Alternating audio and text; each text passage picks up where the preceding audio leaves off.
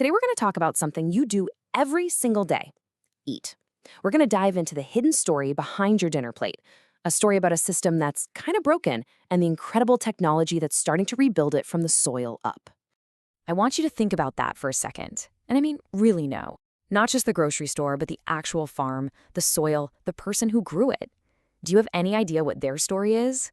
You know, if we're all being honest with ourselves, the answer for most of us is probably no.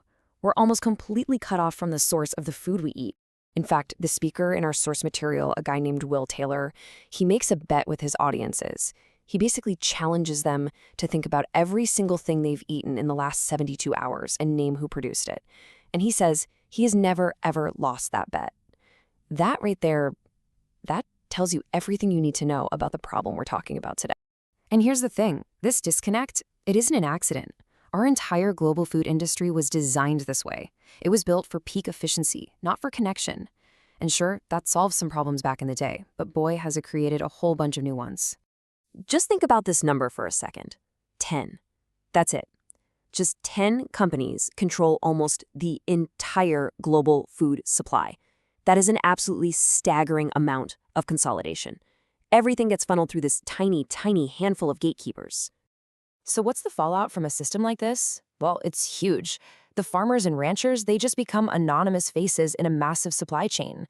And for us, the people eating the food, it means we've lost all trust and transparency. The whole focus shifts away from actual nourishment to just processed products with ingredient lists you can't even pronounce. At the end of the day, the crucial point is this: we are completely separated from the people who actually grow our food. So to fix a problem this big, we can't just tinker around the edges. According to our source, we need a really fundamental shift in how we think.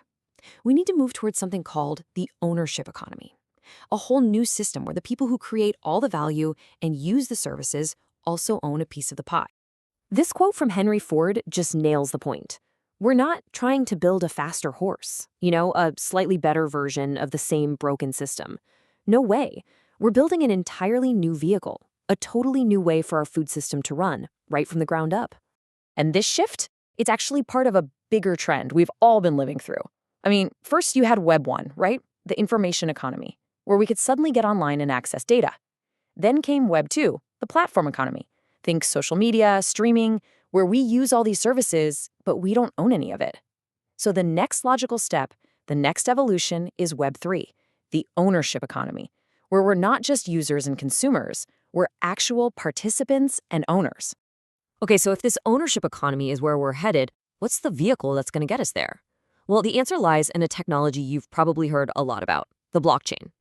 And here's the difference in a nutshell. The old, centralized way of doing things. It's opaque, it's controlled by a few big players, and it fundamentally separates people. The new, decentralized model, the one powered by blockchain, is the exact opposite. It's transparent, it's owned by everybody who participates, and its whole reason for being is to connect people directly. So what is a blockchain, really? Well, the simplest way to think about it is like a shared digital record book that everyone can see and that can never, ever be changed. And because it's public and permanent, you can create a system that's built on total transparency and trust without needing some central company in the middle calling all the shots. I absolutely love this analogy from our source. The blockchain itself is like a new railroad. It's the foundational tracks, the infrastructure. It doesn't really care what happens on top of it. What it does is empower anyone, farmers, developers, you name it, to build their own train cars, their own amazing solutions on top of this shared, trusted network. All right, so that's the big idea. But how does this actually translate into the real world? Let's look at a concrete example of how this is already working. So there's this platform called Farm Racer, and it works in 4 pretty straightforward steps. First, it collects data on all the good stuff a farmer is doing, all the positive, sustainable actions they're taking. Second, it uses AI to process and make sense of all that data. Third, it locks that information onto the blockchain, creating that unchangeable public record we talked about. And finally, that record provides total transparency, connecting us, the consumer, directly to that farm's real story. And listen, this isn't just some feel-good story. This is about real, meaningful economic change. Check out this number, $27 million. That was a single payment wired to one of their partner farms. Why? because the system was able to prove, track, and put a dollar value on their positive impact on the environment. This is about putting economic power back where it belongs, with the people growing our food. So when you start to scale this idea up, when you imagine this not just for one farm, but for the entire system, you really start to see the vision for a completely different future for food, a future that's decentralized, totally transparent, and reconnected. So what does this future actually look like? Well, it's a world where farmers are finally the heroes of the story again, recognized and rewarded for taking care of the land. It's a world where we, as consumers, can have a real, actual confidence in where our food comes from. It's all about rebuilding that lost connection and supporting a system that truly nourishes everyone and everything, the people, the animals, and the planet. You see, this isn't just about a new piece of tech. It's a cultural shift.